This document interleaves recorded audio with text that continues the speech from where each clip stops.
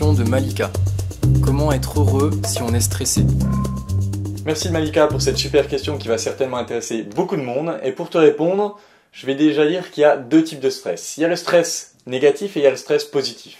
Le stress négatif, c'est celui qui va te paralyser, qui va t'empêcher de passer à l'action parce que tu as peur d'échouer, parce que tu as peur de décevoir, parce que tu vois tout le travail qu'il y a à faire et du coup tu retardes et puis au final tu repousses et puis tu te retrouves avec encore plus de travail et tu te sens débordé et du coup tu passes pas à l'action. Ce stress-là, c'est celui qui va te nuire constamment pour te sentir bien, pour être heureuse et pour apprécier ton quotidien. De l'autre côté, il y a le stress positif. Le stress positif, c'est ce sentiment d'urgence, c'est celui qui te pousse à passer à l'action. Donc lui, il va être négatif sur le court terme. Par exemple, si tu vas, faire du sport, là, ça va te brûler sur le court terme, ça va rétrécir tes muscles, ça va les détruire. Mais par contre, sur le long terme, ça va les reconstruire plus fort. Donc c'est un petit négatif sur le court terme, mais beaucoup de positif sur le long terme, puisque ça te permet de te développer et de progresser. Donc maintenant, la stratégie, ça va être de passer le moins de temps possible en stress négatif, le plus de temps possible en stress positif. Alors pour travailler tout ça, je te propose d'utiliser la méthode de Tony Schwartz. Tony Schwartz, il a une méthode des 4 cadrans. Alors il dit qu'il y a les choses importantes et urgentes, les choses importantes mais pas urgentes, les choses pas importantes et urgentes, et les choses pas importantes, pas urgentes. Alors, le truc qui va le plus t'aider, c'est de virer tout ce qui est pas important, pas urgent. C'est très simple, tu le fais pas. Ça va t'enlever un quart du boulot, tu vas pouvoir te focaliser sur les choses importantes et urgentes, de telle manière que tu vas réussir des choses puissantes, ça va te donner de l'énergie, tu vas pouvoir passer encore plus à l'action et tout débloquer la structure. Ça va te permettre de vraiment avancer. Maintenant, comment utiliser au mieux le stress positif? Alors si c'est pour une situation particulière, là je vais te donner un truc très puissant de coaching, et si c'est pour une situation particulière, pose-toi la question suivante. Pourquoi est-ce que c'est important? Pourquoi est-ce que c'est important pour moi? Pourquoi est-ce que c'est important pour moi que j'aille à la salle de sport? Et tu trouves toutes les raisons possibles, et ça va te donner ce stress positif de ouf, il faut que je passe à l'action. Maintenant, pour des choses plus générales, pour un sens à ta vie plus général, pour développer cette attitude de manière plus générale, il va falloir te poser des questions du type qui est-ce que j'ai envie de devenir?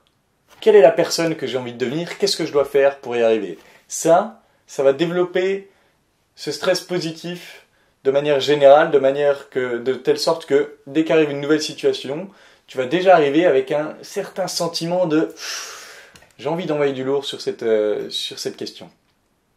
Question de Yann. Et si le bonheur, c'était le désir? Merci Yann, c'est une excellente question. Et je dirais que c'est un peu comme la question précédente. Il y a le bon désir et il y a le mauvais désir. Donc par exemple, j'ai été dépressif suicidaire pendant 11 ans et j'avais plus du tout d'intérêt pour la vie. Puis un jour, j'ai réussi à basculer ça avec tous les trucs de développement personnel et je suis tombé dans l'opposé. C'est-à-dire que, à l'heure actuelle, j'ai envie de vivre pour toujours. J'ai le désir de vivre pour toujours. Donc ça, on peut voir le côté négatif de ça. Parce que si on a envie de vivre pour toujours, on a peur de la mort. Et je vais me retrouver comme quand j'avais 6 ans, que j'étais dans mon lit avec mon doudou, Chou-Fleur, et que j'avais peur de la mort. Alors j'étais là, je serrais Chou-Fleur dans mes bras, et puis j'essayais de m'imaginer ce que c'était que de n'être rien, et je me mettais à pleurer. Donc là, ça va être le désir de vivre pour toujours, qui va être négatif. Qui va être négatif parce que je vais le laisser me dévorer. Maintenant, je peux me servir de ce même désir pour aller de l'avant. Ça va être le désir positif. Donc par exemple, mon désir de vivre pour toujours, ça m'incite à déjà profiter des moments que j'ai, parce que je me dis, si je vis, c'est pour adorer la vie, quoi. C'est pour adorer ce que je fais, c'est pour être passionné, c'est pour partager des super moments. Donc ça tourne mon cerveau déjà vers un état d'esprit plus positif, où je profite de tout ce qui se passe. Ça me tourne vers l'avant, ça m'incite à regarder ce qui se passe, à voir si c'est une possibilité.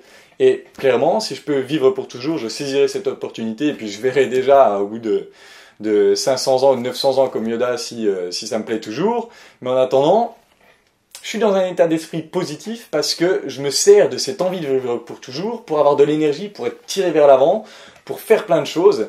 Et donc là, le désir m'apporte du bonheur. Mais attention, il faut faire attention, il y a le désir négatif qui tire vers le bas, il y a le désir positif qui tire vers le haut. Donc là, c'est une question d'état d'esprit. Il faut savoir regarder le bon côté des choses et constamment se tourner vers ce bon côté. Question de Sébastien. L'hypnose moderne et la PNL sont-elles dissociables? Merci Sébastien pour cette question un peu complexe. Alors pour te répondre, je vais te raconter le moment où j'étais au salon du Zen. avec Dan Debex, le créateur de l'école centrale d'hypnose. Et il nous a raconté une anecdote d'hypnose de rue où, en gros, il y avait un hypnotiseur de rue qui avait, pour amuser la galerie, il avait fait oublier le chiffre 3 à une personne qui passait par là. Sauf qu'il se trouve que cette personne était comptable et qu'au moment où elle a été hypnotisée pour ça, elle a regardé un panneau précis, ce qui fait que chaque jour, quand elle passait dans cette rue pour aller au travail, elle oubliait de nouveau le chiffre 3 pendant 1 heure. Conséquence catastrophique sur son boulot.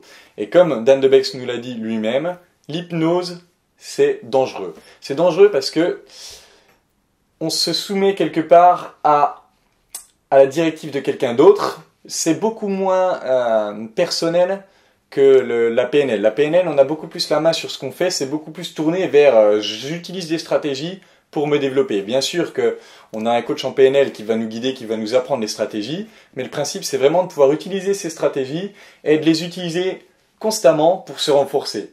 Donc en gros, je dirais qu'on a beaucoup plus de contrôle sur la PNL, ce qui fait que, à mon sens, c'est beaucoup moins dangereux.